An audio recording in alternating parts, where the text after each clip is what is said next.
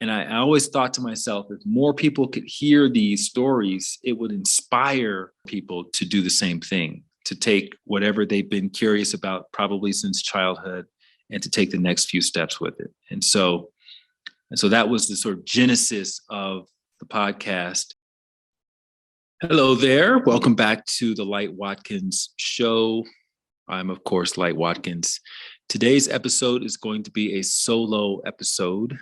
I was posting about my podcast the other day, and I was thinking about how honored I am to have this platform, to be able to talk to people, to be able to spread inspirational stories. And at the same time, I was thinking about how this was probably the most time-consuming and difficult thing that I've taken on in the last couple of years, because it's ongoing and it's requiring just a lot of extra time in reading books and researching and making the time to be in a quiet place.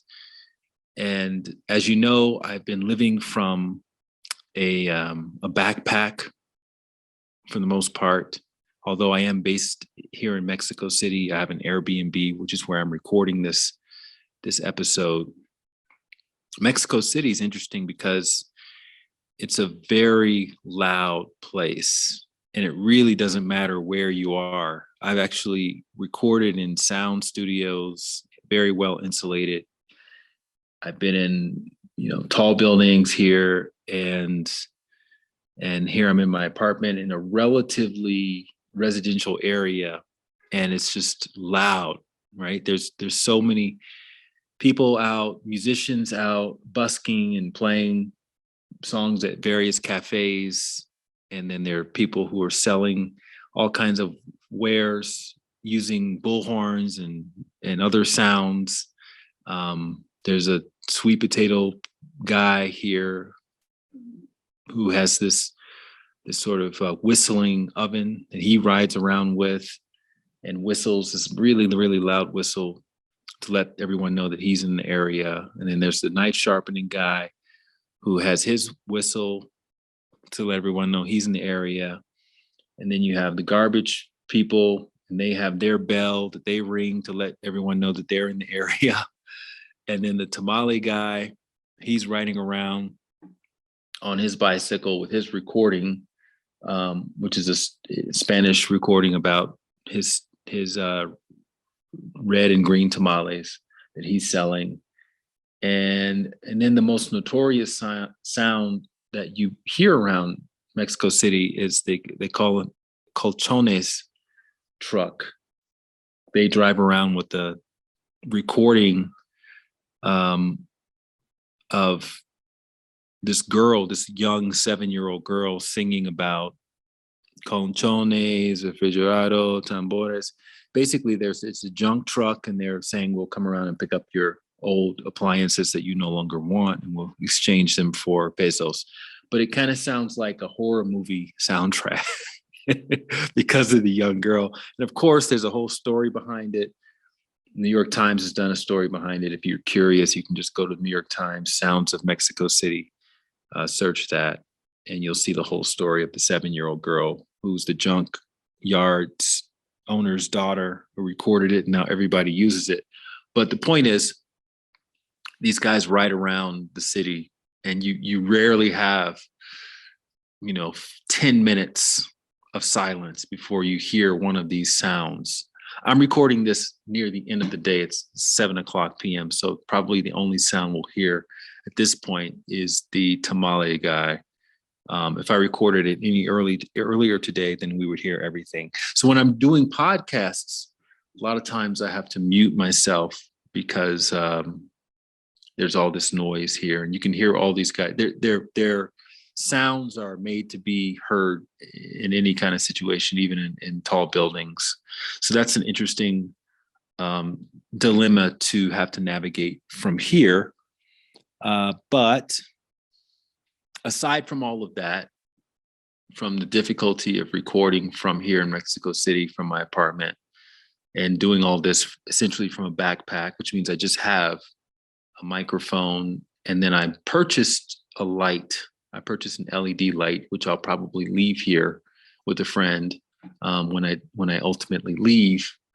It's a very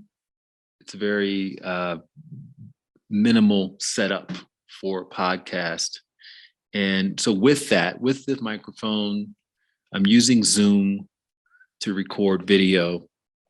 And so I've been able to have these amazing conversations, well over 100 conversations at this point. It's been a weekly episode, which means I haven't missed a week. And this is, during the pandemic, it was much easier to predict where I was going to be. Before the pandemic, before I started the podcast, I was kind of all over the place, but I've done these now around the world. I had to travel to Europe, and I traveled, throughout the States over the past year or so. And so I've definitely had to adjust my own schedule around this. And that's another thing that makes it a little bit more difficult. Going back and forth with guests. And the bigger the guest is, the more gatekeepers you end up having to deal with. And that also requires a lot of your time and attention, and calling in favors, and, trying to work out, am I being too much? Am I sending too many emails?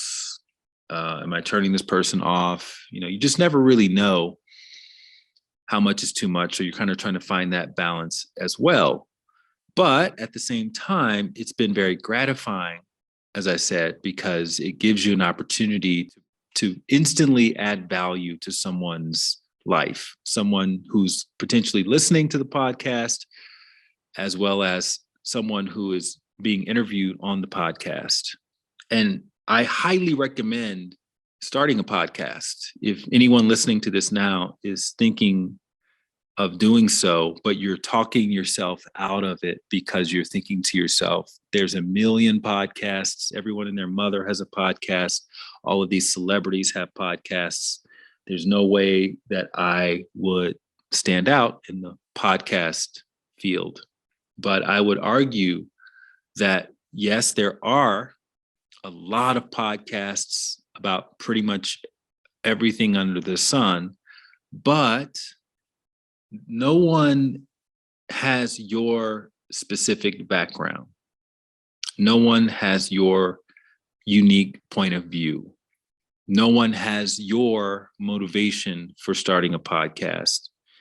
And to be perfectly honest, very, very few podcast hosts do the deep research before having a podcast interview.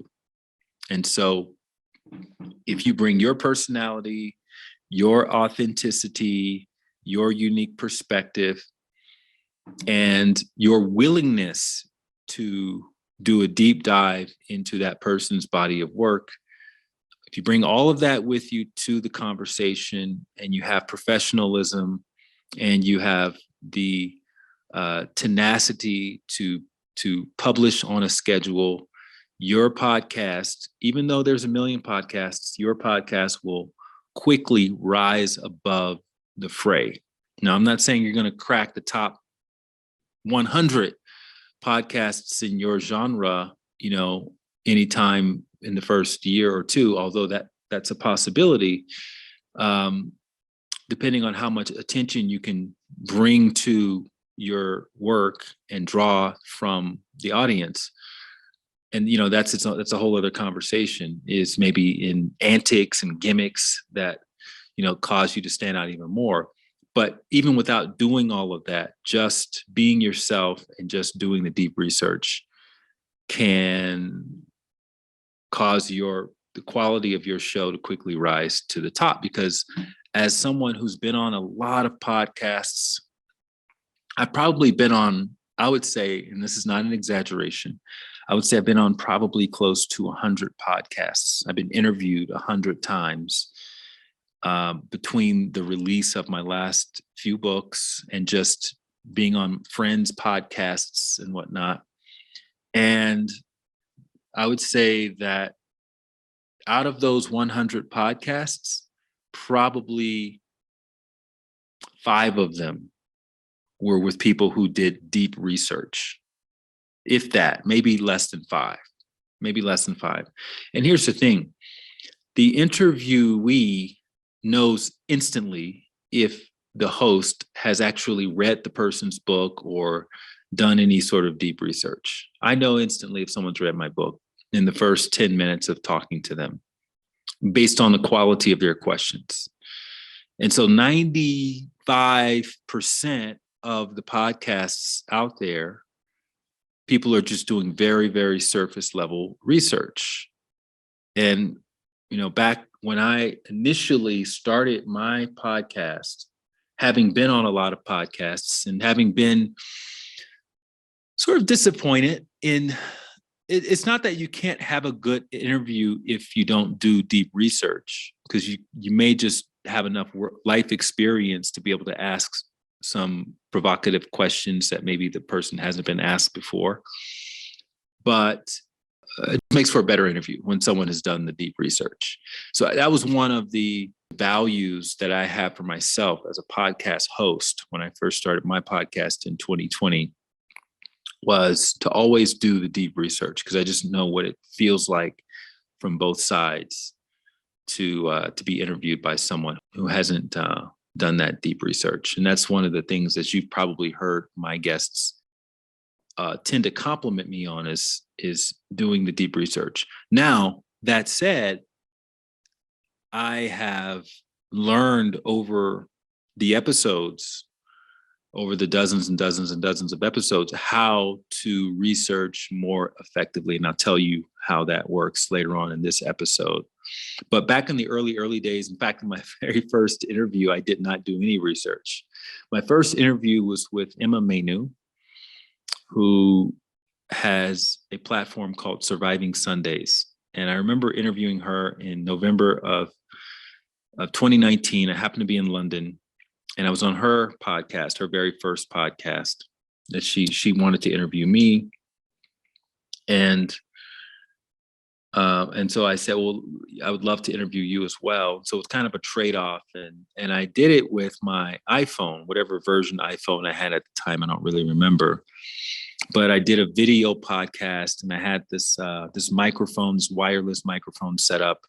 And at the time, Zoom was not a big thing for podcasts. In fact, if you had a Zoom podcast, your podcast was seen as, very, very basic. Most people were doing podcasts in person. They had video setups and or just strictly audio setups. And so I shot the podcast on my iPhone using those remote microphones in anticipation of potentially doing that every time I had a podcast. And I had a little tripod and everything. It was still a very minimal setup because I was living from a backpack at that time. But thankfully, because of the pandemic, Zoom became a very, not just an acceptable format to use, but really it became the go-to format for podcasts. So it was a great time to launch a podcast remotely from a minimalist point of view, because you weren't seen as doing something that was too basic using Zoom. And also people were just sitting at home. So it was a perfect time. And I would say that it still is a perfect time to launch using Zoom, because if you want to get bigger guests, meaning guests who are in more demand than other guests, they're not going to come to you if your podcast is brand new and you're just starting out and you're not really that experienced as a podcast host. So it just makes it a lot easier for you to land the bigger guests if you offer to interview them over Zoom versus having them have to come to you to be on your podcast, right? Now, if you're in LA, which is where you probably want to be, in LA and Austin or New York, you want to be in one of those 3 cities, ideally LA, then it's a little bit easier to get a guest to come to you, because that's where all of the biggest podcasts are being recorded and filmed, is in Los Angeles. So when someone is doing the podcast circuit, which usually happens when they have a book coming out or something to promote, They're going to go fly to Los Angeles, spend some time there, and they're going to do 7 or 8 of the top podcasts while they're in LA over the course of, say, a week or two.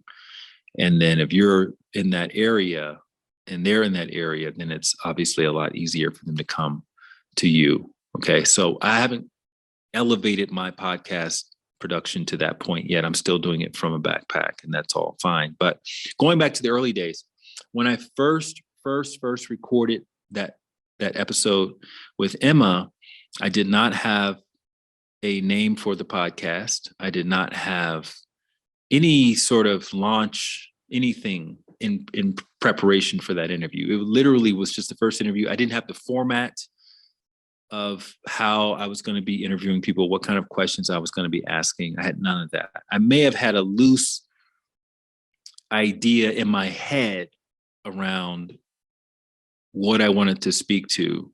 And that's just based on my own theory that the breadcrumbs of our purpose are found in childhood. And if we ask the right questions from childhood, such as what was your favorite toy or activity, and then just kind of ask questions from there, then you're eventually going to see that, oh, there's a connection between the things that I was most interested in as a child versus what I'm interested in today. And so that was something that I was exploring in those early days. And if you go back and listen to the original episodes, you'll see that I started every single conversation with what was your favorite toy or activity as a child. Now, once I had that episode in the can, I didn't know what to do with that. That was just sort of my first step. And I talk a lot about, taking the first step, and the next step will get revealed after that. And the good thing about that first step is that it was a confidence booster. I ended up going to New York after London. And then I interviewed another friend of mine who had a platform. What was her platform called again? I can't remember, but it was, Adoptment. April Dinwiddie's Adoptment. And these were episodes that I didn't launch until, later on in the podcast. These were the first ones that I recorded, but they were not the first ones that I ended up publishing. And I'll tell you why in a moment. So again, I recorded that one with the iPhone and the remote microphones. And then there was a problem with the microphone. One of them wasn't plugged in all the way or something. So in that recording, you couldn't hear me, but you could hear her throughout the whole thing. Now, she was a friend of mine. In fact, she was an ex-girlfriend of mine. And that turned out to be a good thing, because when I realized that the recording was flawed, I felt comfortable enough to ask her to re-record the podcast episode, which we ended up doing remotely. So that's another thing that I recommend people do when they start off is to do interviews with your friends, with people who know you well. Now, if I had done that first interview with some big, person, and the sound wasn't right, how embarrassing would that be to have to go back and say, hey, you know what? I screwed up the sound because I didn't know what I was doing. Can you spend another 2 hours with me to talk to me about the same thing we just talked about a week ago, right? Probably I would not have been able to have that second go at interviewing that person. But because she was a friend and I was still trying it all out, she agreed to come back onto the podcast. So I would say for the first, handful of episodes as you're working out the kinks, you want to interview your friends. It doesn't mean that you have to release those in sequential order. You can release those, whenever you want to release them. But it gives you an opportunity to work out your format, how you want to interview, what kind of questions you want to ask, and then also working out the equipment. And you want to figure out, does my equipment work in the way that I have it set up? And what do I need to make it better? And if the lighting is an issue, maybe I need a different kind of lighting. And the microphone is an issue, need a different kind of microphone, et cetera, et cetera. So at that point in New York, when I recorded her episode, I still did not have a name, still didn't have a launch date or anything. I was just getting interviews in the can. And then it wasn't until, so I also didn't know there was a pandemic happening at that point. And so that obviously was going to shift everything. And that kind of put everything on pause for a few months when the pandemic hit. And so I didn't do anything with the podcast until several months later. I rented an Airbnb in Atlanta, and I had been working with a new virtual assistant, and the world had essentially come to a halt. And I thought, this is the perfect time to launch my podcast, because time basically slowed down. And the things that I was busying myself with before, which was flying around, hosting these live workshops and retreats, everything had gotten canceled. And so I had nothing else to do other than work on any sort of online endeavors. And so that was like the perfect time to start the podcast. So then I began scheduling interviews with other friends of mine. And I mentioned in my previous solo episode that, I had started that Shine movement, that nonprofit, the inspirational variety show in Los Angeles that lasted from 2014 to 2018/19. And so that became an opportunity to develop relationships with people who had started missions, because those were the people that we tapped to come and give talks about their mission or their purpose. So I had a whole network of people who had been living their purpose. And that was the subject of my podcast, because that's what I'm just genuinely curious about.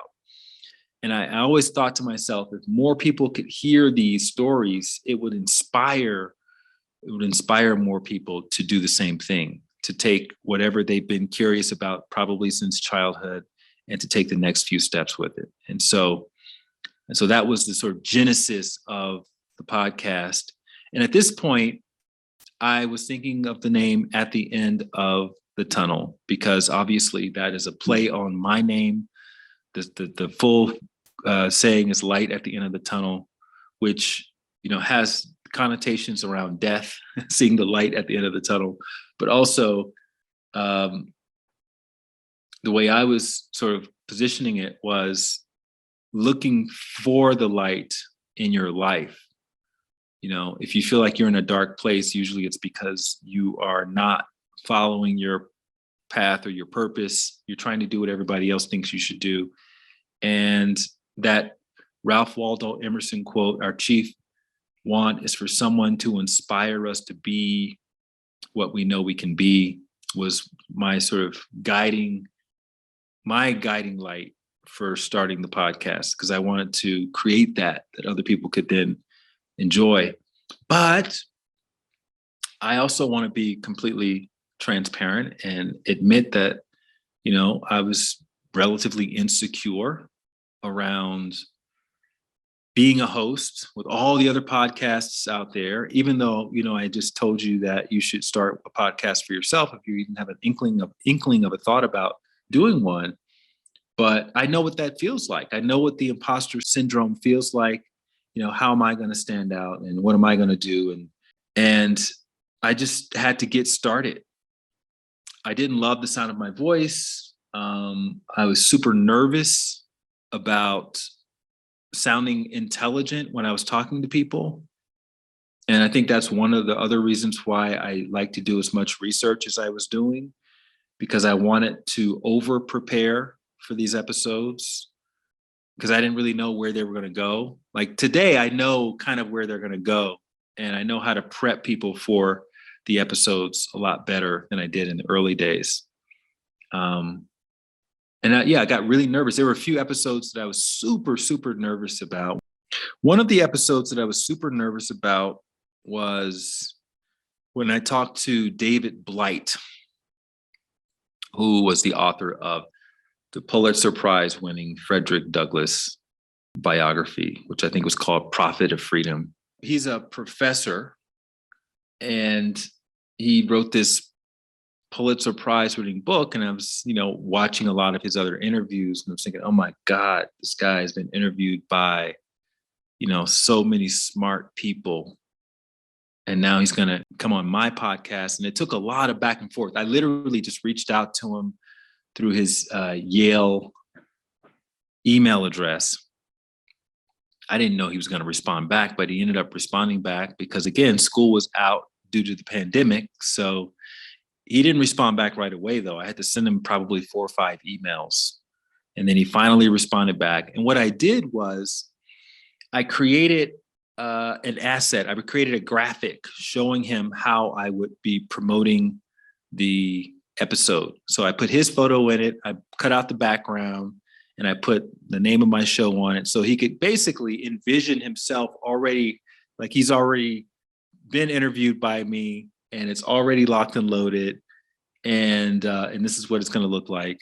And when I did that, he ended up responding to my email. And this was a unique episode because this was more of an episode about Frederick Douglass and not about him. Because I figured out, I wanted to interview people who were dead or alive who had started movements. And Frederick Douglass obviously was a big abolitionist during his time, among several other things. He escaped from slavery. He's got an incredible story. And David Blight is probably one of the world's foremost authorities on the life of Frederick Douglass. So I thought this could be an interesting experiment. And I wanted to do that. I wanted to be experimental. And I think I found out about David Blight. Can't remember. I think I looked at like the New York Times top recommended books for 2020 or something like that. And I saw this book. It was a big book. It's like 1,000-page long book. I listened to the audio version of the book, which was like 36 hours. And I listened to it as I was going on my walks in Atlanta, in Piedmont Park. And I was taking notes on my notes app on my phone. And I would just write down obscure things that made me genuinely curious. So for instance, David Blight, he had the most interesting chapter titles. And I thought that was cool. And then I would write down little things, little nuances about Frederick Douglass' life that I thought, well, if I'm Frederick Douglass and I'm traveling around on these trains and giving all these talks, and did he have an assistant? And how did he keep his clothes clean? I would think about weird stuff like that because that's the stuff that I would normally be curious about. And these are questions that would not typically come up in an interview. Typical interview with someone, author of a book. What was your motivation? How did the readers respond?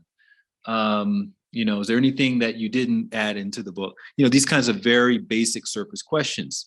And so when we had our interview, I had written out a page, like probably 4 or 5 pages of notes from reading the book, front cover to back cover. And I just started. I had the notes next to me during our Zoom session. I'm in my bedroom because that was the best quality of sound during the conversation. And I was all nervous and jittery. When he came, I saw his name on Zoom, and then I connected him and was so scared I was going to forget to hit record for one of these. So I would write out record really big on my page of notes at the very top so I would not forget. And I did end up forgetting to hit record one time. But I remembered about 10 minutes into an interview that I'll tell you about later. And just started kind of having this conversation. And I wanted it to feel more conversational. And it ended up being this really amazing interview. And by the end of the interview, David Blight says to me, that was the best interview I've ever had. He says, you read so closely. And that was such a validation and confirmation of my approach to this interviewing style. And of course, I did spend some time in the very beginning asking David about his life and basically, taking him through that same journey of what was your favorite toy or activity as a child and, blah, blah, blah. And I think he really appreciated that because you don't want to feel like you're just being used to talk about this other person's life, even though you wrote their book. You're still a real human. That has an effect on the writing. And so it was a nice blend of both his life as well as Frederick Douglass's life. And that gave me confirmation to know that I could talk to people who were really, really smart and not sound too stupid. And then the next one was when I interviewed Ava DuVernay, the director, the famous film director. She and I originally connected over all of the social justice movement stuff, because I was posting every day. I was posting these videos about that, and she had started following me. And initially, when she started following me, the first thing I thought of was, oh my God, I'll get her on my podcast. And I'm only like 12 or 13 episodes in at this point, maybe even less. But that was one of the first things I thought about. At the same time, I didn't want to be that guy who, the moment they have some famous person following them, they hit him up for stuff, right? So I just let the relationship develop organically. She kept liking and commenting on some of my stuff. I would go and comment on some of her stuff. Obviously, I followed her right away. And then we started exchanging some DMs, just mutual appreciation. Thanks for the work you do, blah, blah, blah. And then eventually I asked her if she would be, if she'd be open to it. I'd love to talk to her about her story and share that with the world, like her origin story, which I had not really heard before, because she hadn't done a whole lot of podcast interviews at that time. And I already knew I was going to do a thorough background, research job on her. And I knew that she was going to enjoy the conversation. But a lot of times people, they have preconceived ideas, especially if you're a famous person, you've been interviewed a million times, you know that most of those interviews are going to be surface level interviews. People aren't going to do a lot of deep research, and it's going to be a little bit awkward and weird, and you're just going to hope that it ends soon, right? So I already know that that's probably what they're thinking. And she agreed. And I said to her in another message, I said, well, it's going to take us, about an hour and a half to do the whole interview. And she balked. She goes, an hour and a half? She goes, maybe we can do 45 minutes or something like that. And at that point, I was just like, okay, well, let me just get her to say yes and agree to something. And then we can just see how it goes. And maybe it'll just be 45 minutes. Maybe it'll be longer. I don't know. I'll prepare for 45 minutes, but if it goes longer, then great. So I said, fine, we can do 45 minutes. And super nervous for that one. Did a lot of research, listened to a lot of her other obscure interviews, took meticulous notes. She doesn't have a book out, so there was nothing to read. And what I learned later was that when someone has a book, it makes it a whole lot easier to prepare for that person, because they had to organize their thoughts and their life in a more or less linear way and talk about the stories that were most poignant to them and whatnot.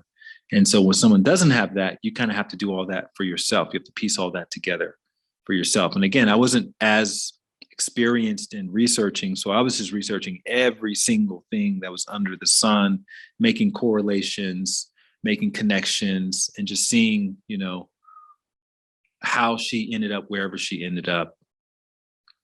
And so during our interview, again, she logs in on Zoom. I'm all nervous. I have record written really big on my paper. And she's in her office, in her home in Hollywood.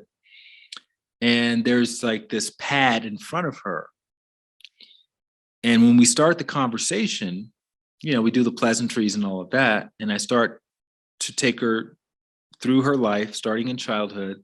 I'm noticing that she's flipping this pad with her finger, and it's making this kind of sound. And I'm like, I'm thinking to myself in the back of my mind, oh my God, this is not going to sound good on the recording. And she's also slapping the table. Like whenever she makes a point, she slaps the table or she flips the pad. And so it's really not good for sound quality purposes. And I'm thinking this, but I don't dare say anything to her, because again, I'm just this little guy interviewing her. She's this big famous director. So I just kind of let it go because I didn't want to make her uncomfortable. And maybe I should have said something, but I never did say anything. And regardless, we ended up talking for about 2 hours. because I started asking her questions that she's never been asked before in an interview. And of course, Ava grew up in Los Angeles. I lived in Los Angeles for many years. So I had a bit of a unique advantage over probably other interviewers in that I had been to a lot of the places that she had experienced growing up and going to college at UCLA. And so I could make those connections. And if you make 2 or 3 sort of obscure connections that someone has never had pointed out to them before, they will think you know everything. and that causes them to kind of open up and relax and tell you other stories that they've never told anyone before. And it just turns into a really wonderful conversation that you can have with someone. And so that was also a really big moment for me, because she said at the end, that was one of the top 3 interviews I've ever had. Thank you so much. Really appreciate it. In fact, I think I was the one that ended that conversation. She would have kept going on and on because she was just enjoying it so much. And I knew that that would be a big episode to put out. And that would also help me get other guests on the podcast. And, that's something I never anticipated doing. But then the question became, okay, when do we put it out so that we can take advantage of this, ride the wave, et cetera, and use it as leverage to help build the guest role for other people to potentially come on and share their story. So I would put that in the category of luck, blind luck, getting Ava DuVernay. But at the same time, it was a situation of preparation meeting opportunity, in that I was posting these videos on social media, which would take me 2 hours a day to do. And I was doing that every day, even before the social justice stuff came up. So when that came up and I was talking about Black Lives Matter, that was just something I was doing automatically. I had a workflow in place and everything. And so if I had not been doing that, I would not have gotten the attention of someone like an Ava DuVernay. And so it is a lucky break, but it's lucky in the sense that I was already doing something meaningful and substantial before that to take advantage of that kind of opportunity. The third interview from the early days that I was really, really nervous about was when I interviewed Adriene Mishler of Yoga with Adriene. Now, Adriene was someone who I actually knew. I'd met her prior to that interview in London. We happened to both be at Wanderlust. She was leading a yoga thing at Wanderlust. And I was there just visiting because I was going to do some work with him as well the following year. And I had been following her yoga classes on YouTube for a number of years. And so that was a really fun time getting to meet Adriene in London and then staying connected to her loosely. I wouldn't say we're best friends or anything like that. But, if I reached out to her via DM, she would hit me back and vice versa. And she probably had a bigger following than Ava DuVernay at the time, in fact. And hers was all organic grassroots from her yoga classes. And I didn't even realize how impactful that interview would ultimately become. But Adriene doesn't do a lot of interviews. She doesn't do a lot of podcasts. In fact, I don't think she's done really any podcasts. And I don't know why she agreed to do mine, but she did. And we went really, really deep into her story. And I was using this, when I did Adriene's interview, I was using this platform that was not Zoom. This was before I started using Zoom. So initially I was using the video on my iPhone. Then I started using this platform, which I'm not going to name, but it wasn't a video platform. It was an audio platform. And the whole deal with this was that it was going to give you studio quality audio, but it was this really weird, like onboarding flow where the person I sent them a link. I had to create the link, and then I would send them the link, and then they would click on the link, and then that would connect them to the interview. But sometimes it didn't work. In fact, most times it didn't work, and I'd have to resend the link 2 or 3 times, and blah, blah, blah. And sometimes the call would drop off in the middle. I mean, it was really, really laborious and just kind of unnecessarily complicated for audio that also wasn't even studio quality. A lot of times it was very poor quality audio for some strange reason. But I did the research and I found out that this was, the best quality. That's what all the reviews were saying. But in some of my early podcast recordings, in fact, if you listen to Jesse Israel's recording, the guy who started The Big Quiet, there are parts of that interview where it sounds like Darth Vader has taken over the recording. And you can hear that while we're talking. And it sounds like there's just something really weird happening. And that's not something that I could control. I don't know why it happened, because no one was breathing heavily in that way, but it ended up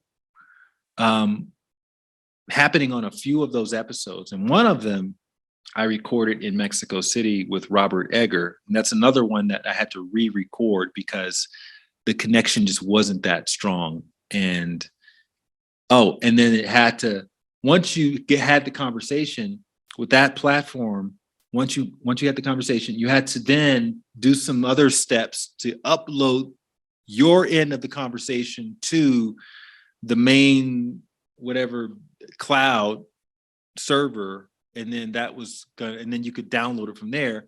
But if your connection wasn't strong enough, then it wouldn't upload properly, or if the person hung up too quickly, it wouldn't upload properly. So that one with Robert, it didn't upload properly. And so we had to re-record that one. And he was gracious enough to re-record it for me.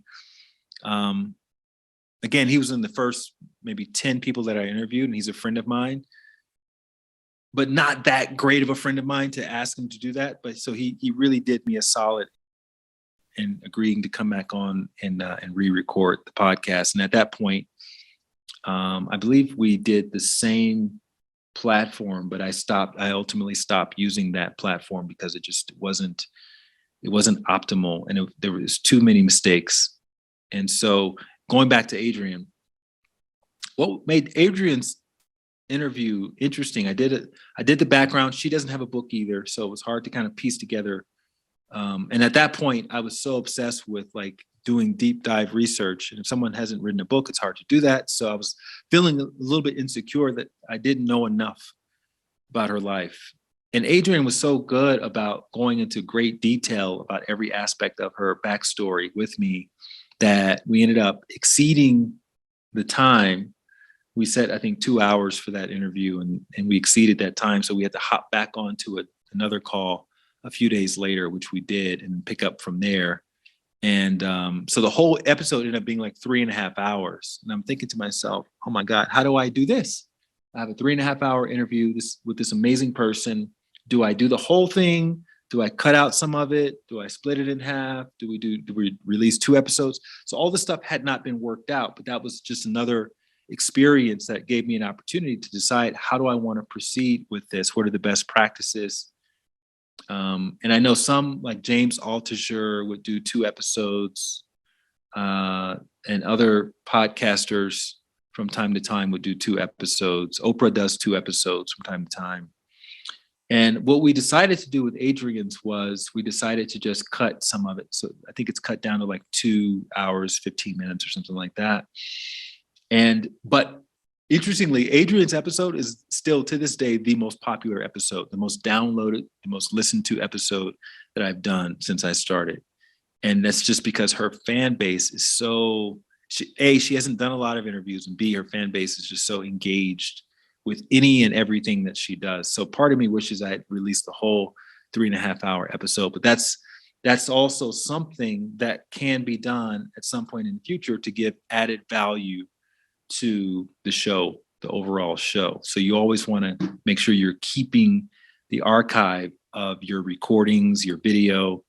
And this was something that I had to tell my assistant about, because he had discarded some of the older videos when we started doing Zooms. And so we lost some of that content, and we had to be very intentional about keeping the content, cataloging all of the content, because you don't know where your show is going to go in the future. The way it starts, and it's the same was true with my podcast. The way it started with the name at the end of the tunnel and all of that is not where it is today. Where it is today is a little bit different from where it started, and that's because you evolve with time and you iterate with experience. So, but after those 3 episodes, after Professor Blight's episode, Ava DuVernay's, and Adriene Mishler's episode, those were the ones that probably gave me the most anxiety preparing for them. And initially when I was having them, and so after those, I felt like I was able to talk to anybody. And what I learned research-wise was that it wasn't really necessary to do as deep of research as I was doing for new guests, because I started to learn where the nuggets were. For instance, if someone writes a book about whatever their message is, right? Part of the book is going to be personal stories. The other part of the book is going to be their technique or their method or their philosophy or ideology. And so I learned that what was more valuable for my particular interest in my format, and this is not going to be the case with everybody's format, was the personal stuff, the personal stories. So a lot of times I would peruse the philosophy, I would obviously understand where they were coming from, but when I got to the personal story, that's where I would slow down and start taking meticulous notes. And then I would get to another chapter or chunk of philosophy, and I would peruse that and take meticulous notes. And I also learned, initially I was listening to their books on audio because I could listen to them while I was walking or while I was cleaning up or something like that. And then I could just have my notes app on my phone. But what I learned much, much later was that it's actually more efficient to look at PDFs or the ebook version of their material, because then you can just spot, glance, oh, okay, this is a personal story, philosophy, and you can just kind of quickly skim through it.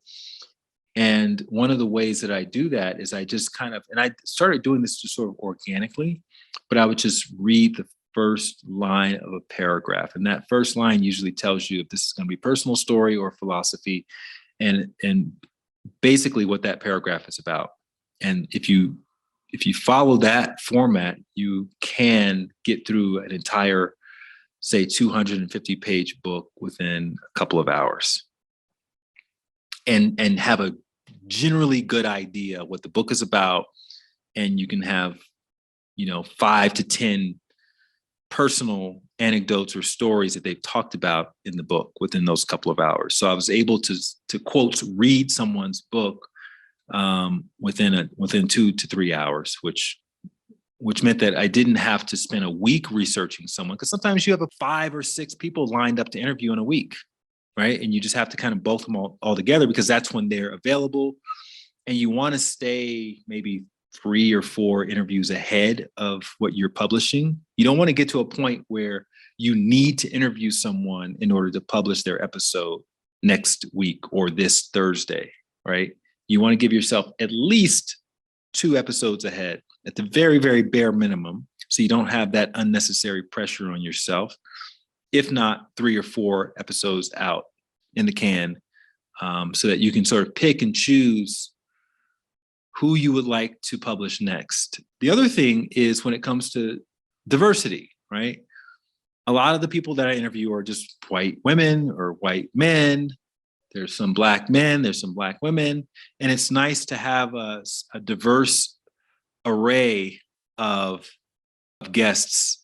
So if I'm interviewing a white woman, then I'll try to have a man on for the next week. Or if it's a Black man, I'll have, an Asian woman or whatever the mixture happens to be. But I like to switch it up a little bit in that way, just so that the audience has a more diversified range of stories, backgrounds, perspectives, et cetera, et cetera. And that's kind of become one of my signatures, is you don't really know who's going to come, but it's going to be someone from a different background from last week's guest. And that person is probably going to have some unique perspective from the last week's guest. But the one commonality between all of my guests is that they are going to be talking about something related to mission, purpose, calling, passion, right? Following heart, leaps of faith, et cetera, et cetera. And that's been another really beautiful thing to see, is that you see that these stories really start to line up, right? Somebody says history doesn't repeat itself, it rhymes. Well, the same thing is true with following your purpose. Like the blueprint for following your purpose, it's never the same for any two people, but a lot of it rhymes, right? A lot of it rhymes. And it usually starts with someone who's living a more or less conventional life. And maybe they came from a background that wasn't so great. Maybe it was very humble. And they were able to kind of escape out of that and run towards the societal conventional idea of success, until they realized that they weren't feeling as fulfilled inside for whatever reason. And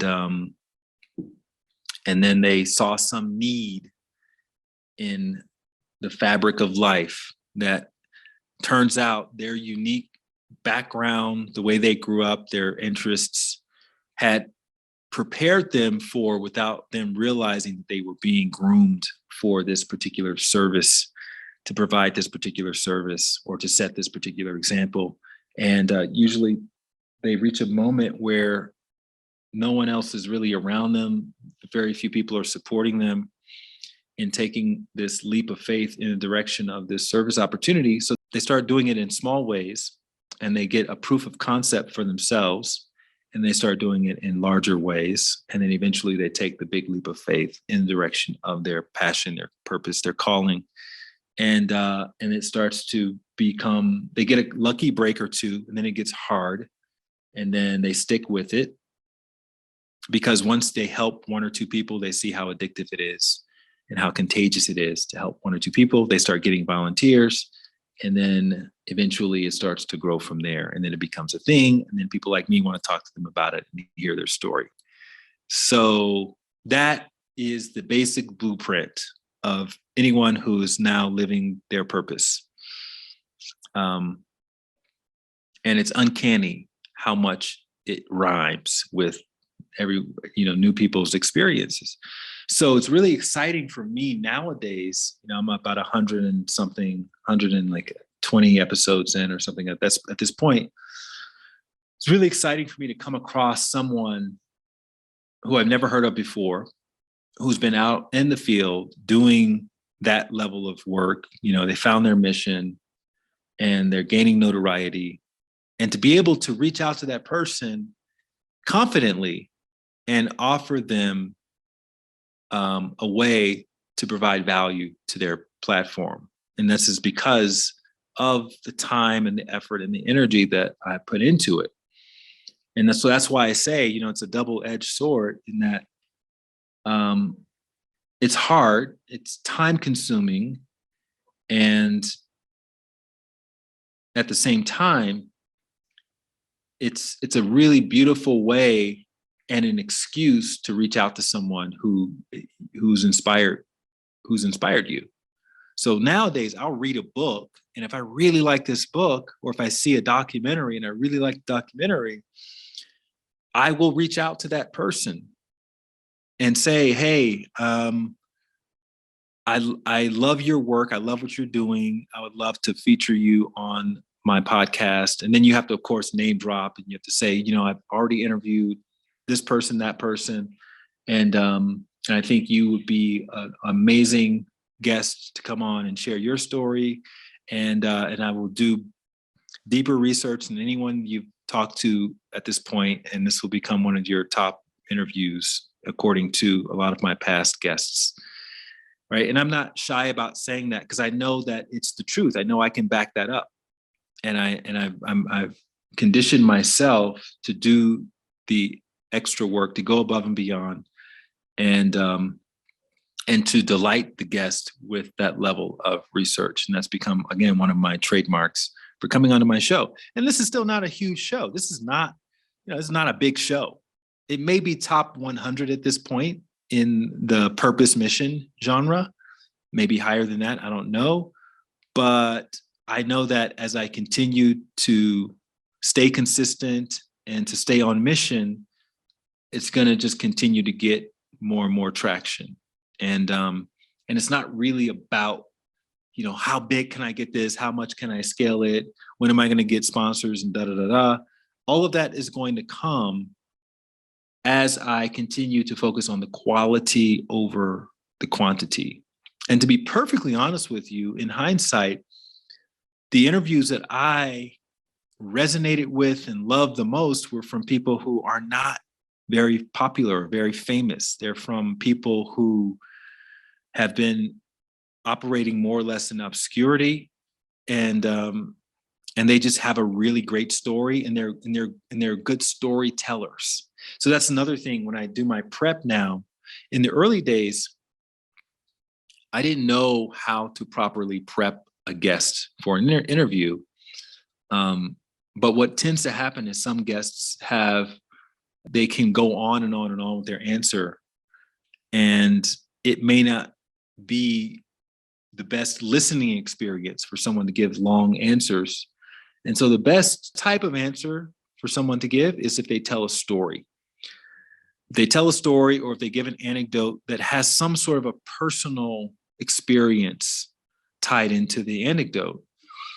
And usually podcast hosts, people who have their own podcast, are the best guests because they're kind of used to talking more or less in sound bites. But if you talk to people who've been interviewed a lot of times, they only talk in sound bites, and it can be sometimes difficult to get them to break out of the stock answer that they've given a million times. And so that's where your research comes in, because if you know some obscure facts about their life, or if you know how to ask questions related not to their highlight reel, but to the in-between moments, those are the questions that can disrupt the sort of stock answer type of interview and get them to kind of go off the beaten path and just talk about real things and real feelings and things like that. And so that's something that you need to kind of work up to. You don't want to start off asking them some deep, introspective, personal question in the very beginning of the interview. But I find that asking them about childhood, getting them to kind of reflect back onto, their favorite activity or their favorite toy from childhood is a great way to kind of get them to think this is going to be a different type of interview. And I've had people comment, and you've probably heard that if you're a fan of the show, like, I've never been asked that before. Oh, wow, that's such an interesting question. Let me think about that. And that's something that you always want to hear as an interviewer. Now, that's not necessarily going to lead to large numbers of views. If you start off, there's a whole other algorithm and strategy for getting the most number of people to view your YouTube video version of your podcast. And that would get red flagged by talking about something like childhood. Instead, you want to talk about something that's a lot more topical, that people are already searching for. And that's something I've done before, and I've tried it. And it's something that I need to find balance with, because it's not really me. I don't like necessarily starting conversations that way, but I do understand the metric side of that. And you just have to determine for yourself, based on your values and your mission, what is the most important thing for you. And if you stick to what's most important for you, and you keep bringing a quality amount of attention, research, and questions to the interview, eventually your podcast is going to get the right attention. You're going to have one of those, quotes, lucky breaks, because you are consistent. And it really just comes down to consistency. So eventually, going back to the early days, eventually I did release the podcast. Even though I had those interviews with the weird sound from that other platform that was not Zoom, I had a production team out of Canada do the cutting and the editing for me. And I found the music and stuff from license-free music sites and had them all put it together. And we did a couple of test episodes. And that became the beginning of my show. which started off again as At the End of the Tunnel. And then I knew probably around episode 50 or so, I was gonna rebrand it at episode 100. At episode 100, I said I'm gonna do something different. Ended up rebranding it to the Light Show. If you look at the graphic, it just says the Light Show. I've been calling it the Light Watkins Show as a sort of transition towards just the Light Show, but it's the Light Show. That's where it is now. Who knows how long that will be the case, but I just wanted to open it up a little bit more. As I talked about in my last solo episode, I wanted to give myself a little more freedom and space to interview people who had maybe previously been interviewed, but they've written a new book or they have a new thing that they're interested in and that I find intriguing in order to introduce you guys to that. But bottom line is, having a podcast is difficult, time consuming, but it's also incredibly rewarding. And it's something that you can do very, very simply from your phone, as I did in the very early days. And then there are all kinds of platforms that allow you to do that, to record simply from your phone and even edit on the platforms using audio formats. Zoom is great. Zoom, you can download video and audio recordings. So you can do your podcast completely through Zoom. And then you can edit the podcast on GarageBand or, whatever video editor. There are probably all kinds of platforms that exist now that didn't exist a couple of years ago because so many people started doing podcasts during the pandemic. And the other statistic that I read or somebody told me once was that I think it was like 90% of podcasts don't go beyond 10 episodes. So after about 10 episodes, for whatever reason, the person who started the podcast just stops publishing. And the reason is probably because it's difficult. So yeah, you have to have some stick-to-itiveness. You have to have some determination. You have to have some tenacity. And you have to ultimately find a workflow. You have to figure out, okay, if I'm going to publish this thing on whatever day, Thursday, I need to have it recorded by the previous Friday, and I need to have it edited and everything no later than the previous Monday, and blah, blah, blah. And then by that time, it's ready to go out on Thursday, and then I need to have at least 2 episodes in the can prior to that Thursday. And that only comes through consistency. The more consistent you are, the more you'll get clear about whatever your workflow happens to be. And then once you have your workflow in place, then you'll be able to schedule things accordingly. So you're not going to be behind the 8 ball every week and pulling your hair out and running around, like a chicken with its head cut off, trying to figure out how am I going to get this episode out, recording it the night before and this kind of nonsense. Because that's just a big problem to have on top of whatever other problems you happen to be experiencing in your life. And eventually it's going to catch up to you and you're going to say, you know what, this is too much work. So you have to really be organized. And I don't consider myself to be the most organized person. I definitely have had help. As I said, I have an assistant who helps me with stuff.